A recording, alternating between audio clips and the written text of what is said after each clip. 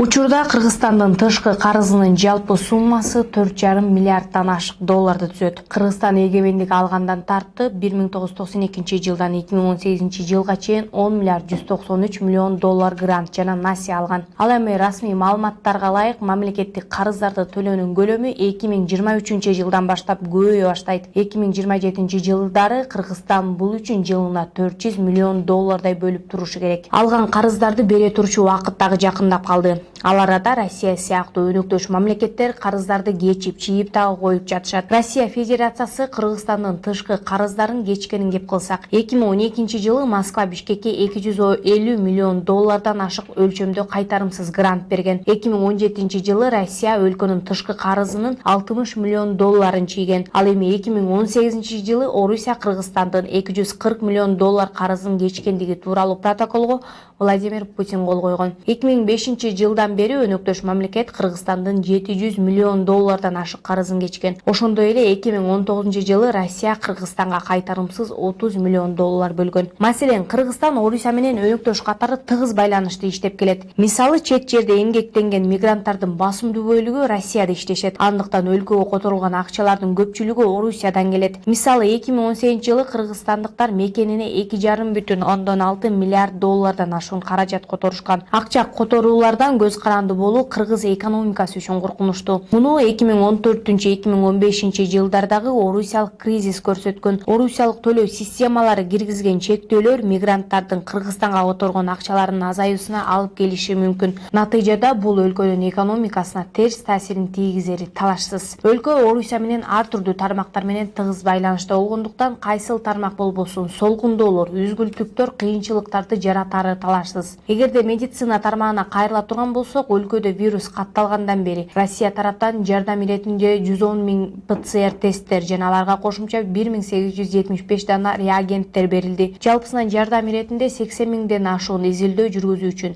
820 ПЦР тест системасынын комплекси, 24 000 изилдөө үчүн толук эмес 480 топтом келген. Илдет учурунда орусиялык медициналык кызматкерлер жардам берип, бизден ак халатчандар менен тажрыйба алмашты. Коронавирус менен күрөшүүдө Россиядан өлкөгө гуманитардык жардам мүзгүлтүксүз жиберилип жатты десек да болот. Маселен, насияга акча берүү, акча которуулардан тышкары каржылык колдоо көрсөтүүлөр жүргүзүлүп келет. 2020 жылдагы парламенттик шайлоодон кийинки Кыргызстандагы абалды чет мамлекеттер, инвесторлор чочулоо менен кырдаал кандай нукка өзгөрүп кетет деп карап турушат. Дегенибиз, Кыргызстанга акчалай жардам берүүнү чет элдиктер инвестицияга акча салууну убактылуу токтотуп башталганда акырындык менен байкала баштады. 15 октябрдан тарта Россия Кыргызстанга каржылык колдоо көрсөтүүнү убактылуу токтото туруу чечимин кабыл алды. Мындай чечим өлкөдөгү кырдаалдан улам кабыл алынып, саясий кырдаал турукташып, бийлик органдары толук кандуу иштегиче каржылык колдоо көрсөтпөй туруу чечими кабыл алганы айтпасак деле белгилүү болуп турат. Өлкөдөгү абал турукташып, саясий кырдаал өз жолуна түшүп, чет мамлекеттер менен болгон мамилени чыңдабаса, абал мындан да курчуп кетишине кепилдик жок. Мындан улам бийлик башында отурган эл өкүлдөрү тактоо үчүн күрөш жүргүзбөй, Кыргызстандын дүйнөлүк коомчулук менен байланышын көзөмөлдөшү зарыл. Убагында көрүлбөгөн чаралар өлкөнүн экономика тармагына гана эмес, мамлекеттин тышкы мамилесине, байланышына дагы өз таасирин тийгизиши мүмкүн. Мындан улам бийлик өкүлдөрү өлкөдөгү саясий кырдаалды өз нугуна келтирип, өлкөдө тынчтык орнотушу керек.